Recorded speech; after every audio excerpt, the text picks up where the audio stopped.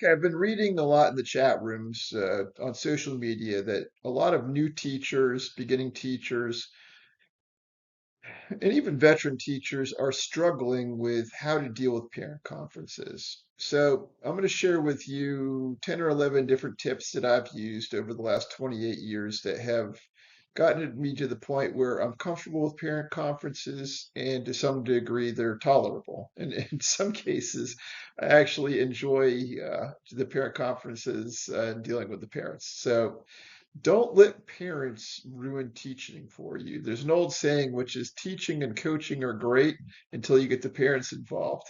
So, again, it can be a great thing, especially if you can build a productive partnership with parents. They can actually turn into powerful allies, and I'll share some ideas as to how you can do that. And when you have a parent that just, for whatever reason, is becoming a thorn in your side, I'll give you some ideas on how to share or handle that as well.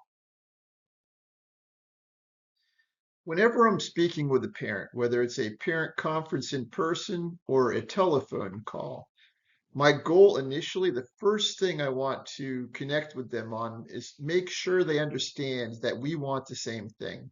We are a team. The two of us, the three of us are working together to help their student, their child, become a productive member of society and to have success in the class. And I will go over that again and again and again, and I will reference it several times. I want to make sure the parent understands that we have the same goal in mind.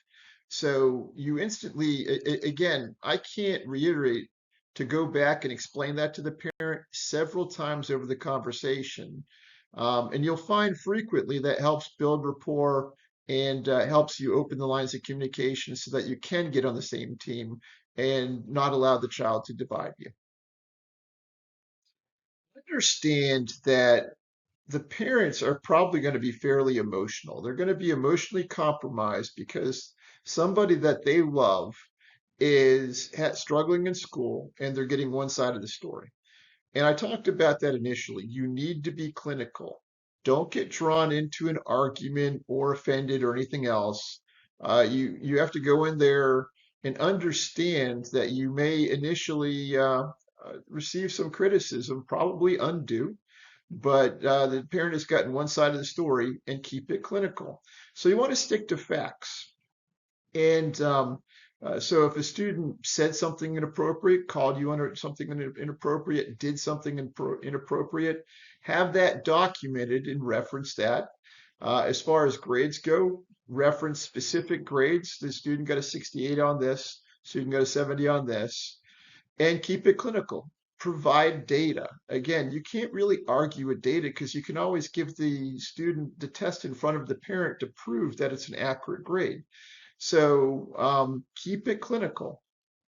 So I recorded two videos. I have one video that is the parent conference checklist for parent conferences, and I've got another video that is parent phone calls, a checklist for parent phone calls. But it's unimpressive if you go in there disorganized and don't have the data. You need to have data. You need to go in there with absences. You need to go in there with specific numbers on tests and specific acts the student has committed, when they committed, and as much information and data as possible.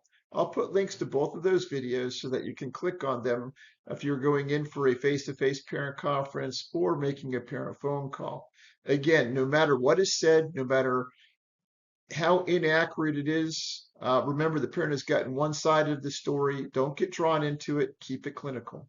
I can't say that enough.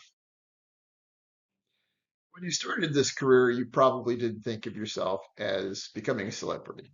Essentially, you have. You've become a celebrity, you've become a public figure, and you're going to receive criticism. Right or wrong, inaccurate, or whether you deserve it or not, you're going to receive praise and you're going to receive criticism. And it's going to be amplified by the fact that the student is loved by their parents, giving the parents quite frequently one side, not always. Sometimes students will own their mistakes or what they've done, but you're going to receive criticism and you need to develop a thick skin. You can't take everything personal.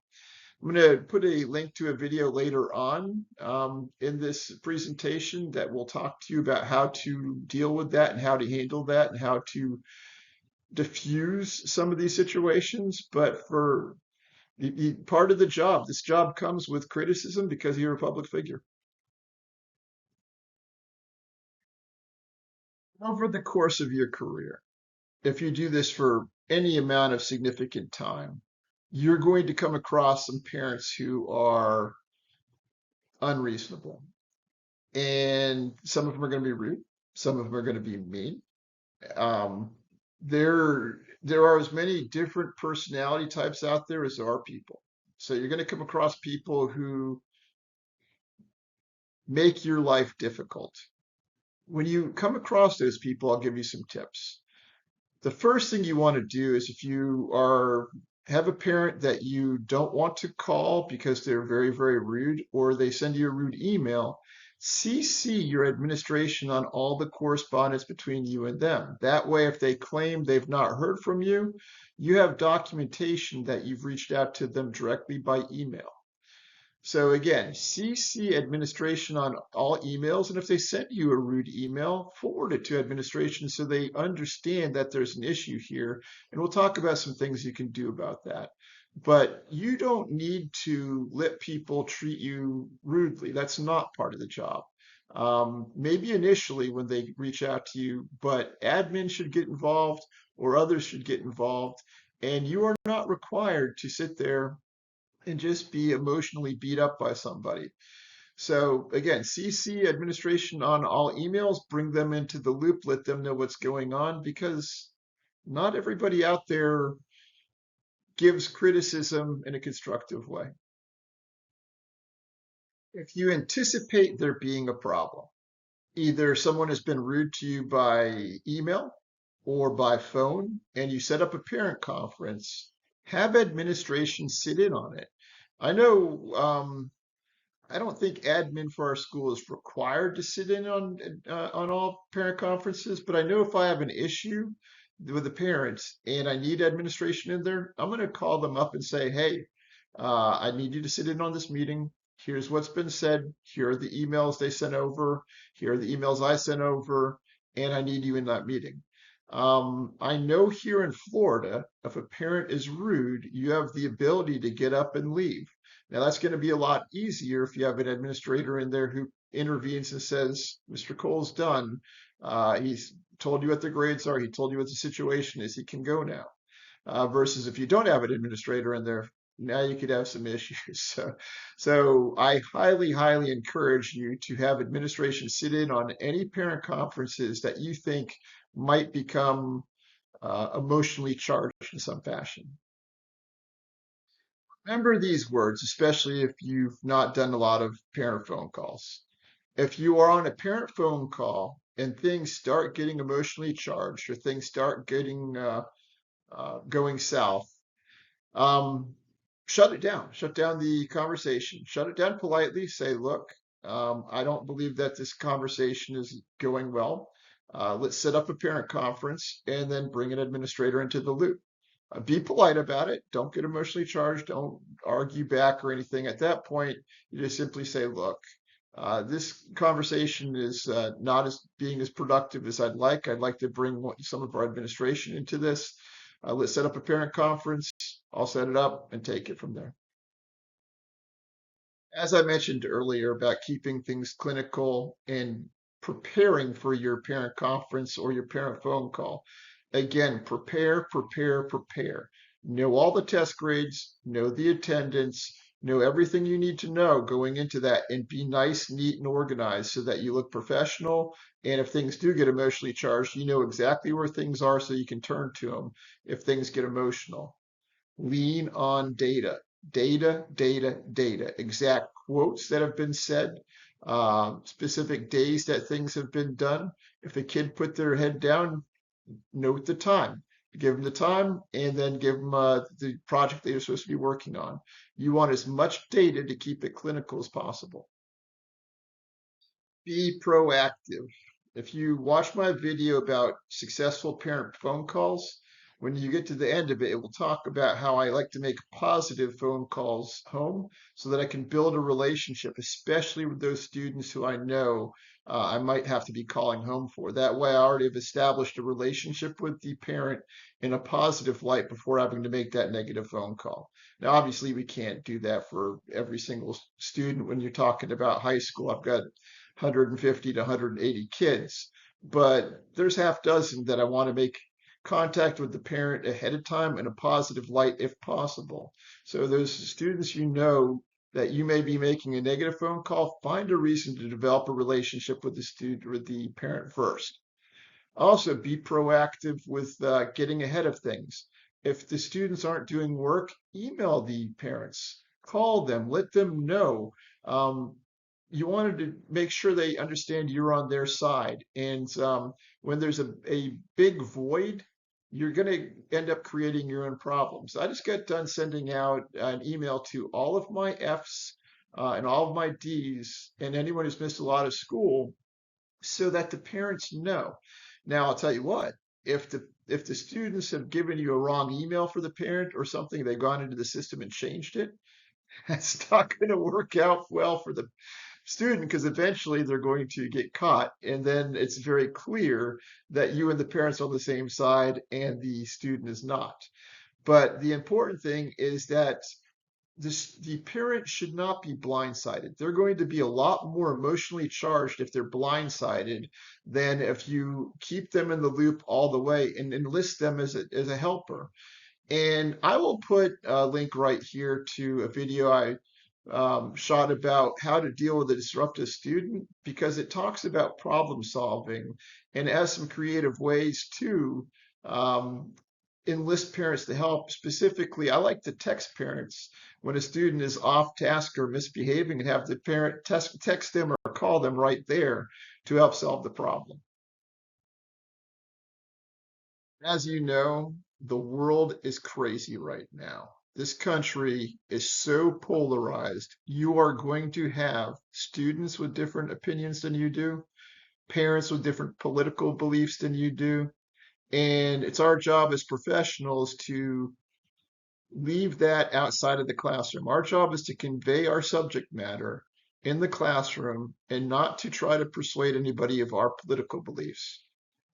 But you have to be able to tolerate and assist people who have polar opposite views than you do. If you can't do that, then this isn't a good career for you. It's our job to essentially set our personal beliefs, our personal politics on the side, and be able to tolerate people who we may believe are just dead wrong with their beliefs, but those are their beliefs and they have that right.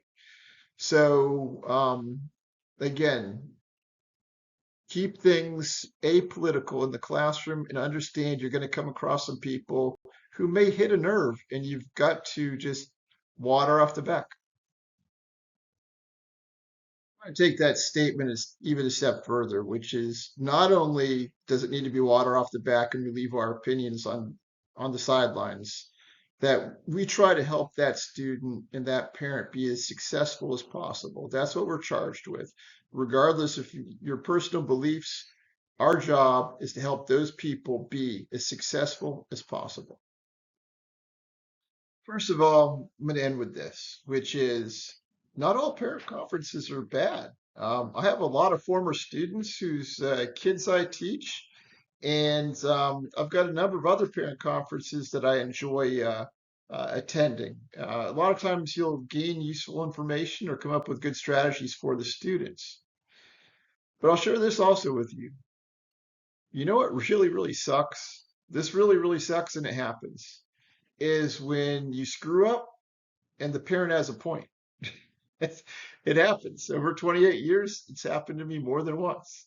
And if you go a full 28 years, it's going to happen to you at some point where you make an error or you do something wrong or a mistake or something, or you just overlooked an IEP or some modification or accommodation that you were supposed to be following that you haven't, and you made a mistake. In a situation like that, before you have the parent conference, I would consult with administration and ask them how you want to handle it. If you make a mistake, and this is typically the conversation I'll have with the principal verbatim. I'll walk in, say, I said it, or I did it, or this is the mistake I've made. Uh, Coach me through it. How do we fix this? And um, so that happens. And I'm going to put a link here to what happens when you screw up in the classroom. How should you handle it when you make a mistake in the classroom? It sucks. It does happen. Understand you're allowed to be human. You're allowed to make mistakes. Just don't make big ones that are going to get you fired. The rest of them are coachable, correctable, and sometimes it's not unpleasant for a day or two, but you're going to get through it. If you need to make some kind of adjustments to your instructional technique, embrace it, grow. That's what we do. That's what we're asking our kids to do is grow as professionals. So again, you can't take the humanity out of this. If you care about kids and you have a passion for teaching and you want to help them, it's okay to make some mistakes as long as they're not egregious by calling them names or doing anything mean-spirited. It's okay if you make some mistakes. Just make the adjustments. I hope this helps. Um, have a great school year. Keep being heroes. And I'll leave one other video here. I mentioned earlier I was going to talk about power of teaching. I will put that up there for you as well here. Again, have a great school year. Keep being heroes. Talk to you soon.